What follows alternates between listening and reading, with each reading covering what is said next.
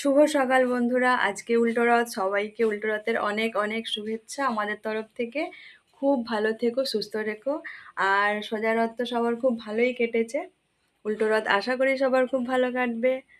আর আমাদের রথ তোমাদেরকে একটু দেখিয়ে দিই। এই যে আমি সবে সবে পুজো করলাম।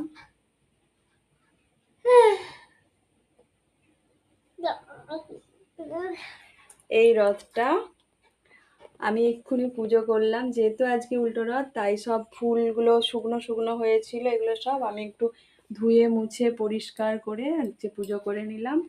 বিকেলবেলা আবারও ঐশানী রথ টানবে, আর আমরা আজকে রথের মেলায় যাচ্ছি।